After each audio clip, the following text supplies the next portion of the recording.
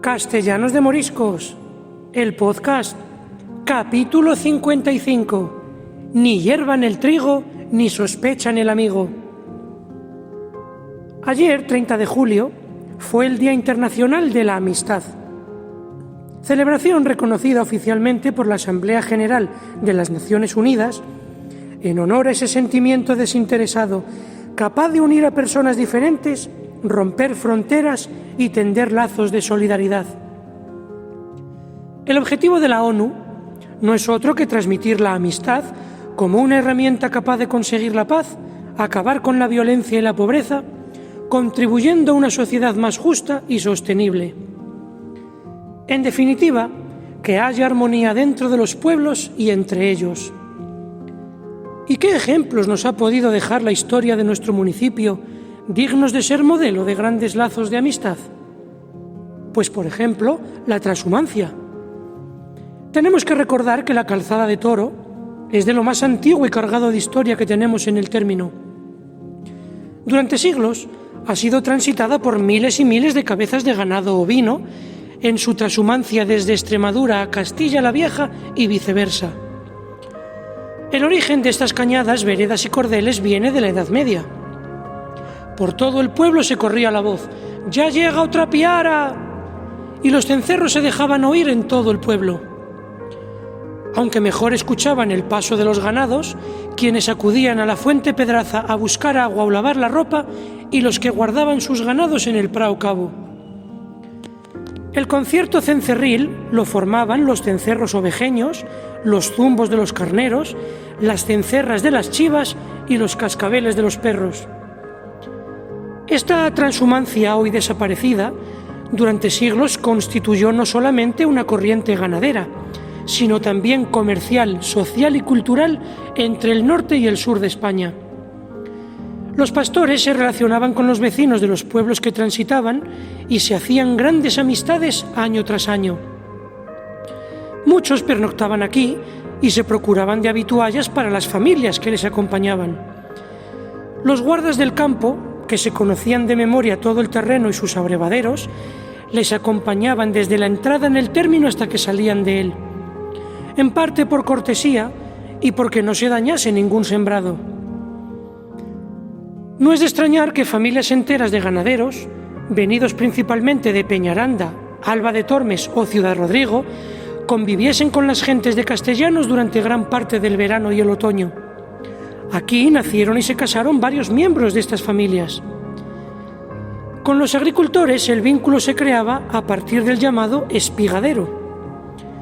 Una vez recogidas las cosechas, se arrendaba para los pastos el aprovechamiento de las espigas no cosechadas y de la paja.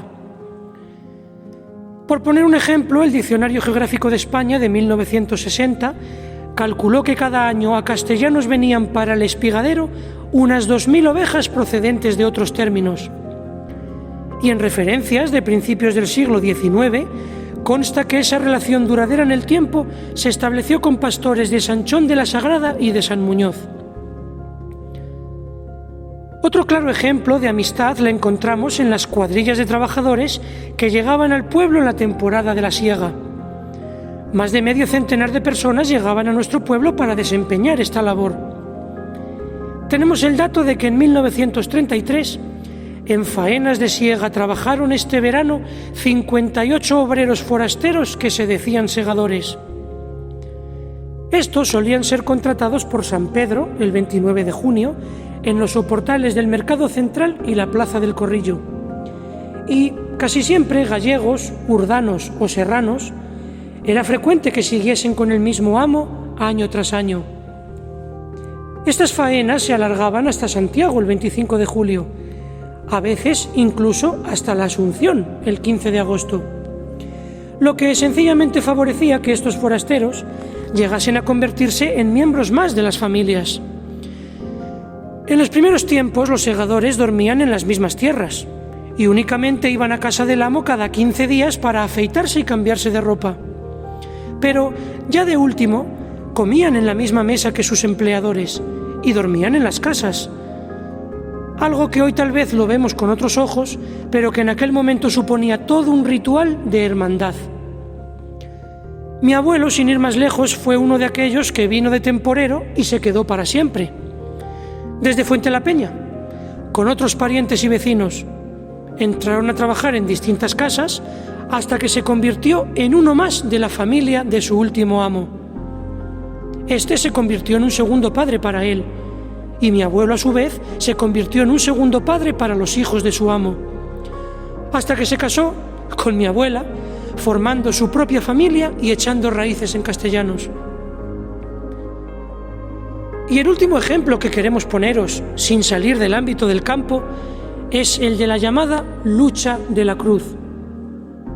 Por el nombre parece que fuéramos a hablar de una rivalidad, pero todo lo contrario. Esta contienda amistosa tenía lugar el último día del acarreo, al finalizar la referida siega. En el último carro, bien cargado de haces de bálago y tirado hacia la era, por los bueyes y después por el tractor, se hacía una cruz con un manojo de espigas y para que ésta destacase se insertaba en una horca clavada en la parte más alta. El acarreador, esbelto él, se esmeraba en dejarse ver en su travesía por el pueblo camino a la era, esperando a ser desafiado. Era entonces, a la entrada de dicha era, donde se escenificaba una fraterna lucha en la que el único premio era saborear la honra de sentirse vencedor. Cualquiera podía desafiar al portador de la cruz, nos cuentan 3 antiguos luchadores. Por pura diversión se iniciaba la batalla, nos dice Ignacio Villoria, cuerpo a cuerpo a ver quién tenía más fuerza. Al estilo de la lucha leonesa, aclara Eladio Sánchez, que recuerda muy bien las veces que luchó con otro veterano, Felipe Rollán. En aquel abrazo que se daban por la cintura, procurando por todos los medios, fuerza, mañas de pierna y zancajos, dar por tierra al adversario. Los 3 recuerdan luchas en las que ni uno ni otro caía, desquites, revanchas, y resaltando a 2 grandes luchadores que ha habido en Castellanos de Moriscos, Isidoro Méndez y José Domínguez. Si el que había hecho la cruz tiraba al suelo a su adversario, éste entraba todo chulo en la era con la cruz en lo alto. Pero si era él quien acababa de bruces, el vencedor trepaba a lo alto del carro y se apropiaba de ella.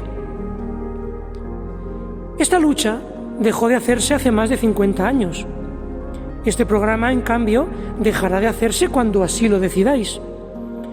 Por el momento, con el permiso de vosotros, amigas y amigos, se tomará un descanso hasta septiembre, para seguir contando historias y hacer más amigos, fieles oyentes de Castellanos de Moriscos, el podcast.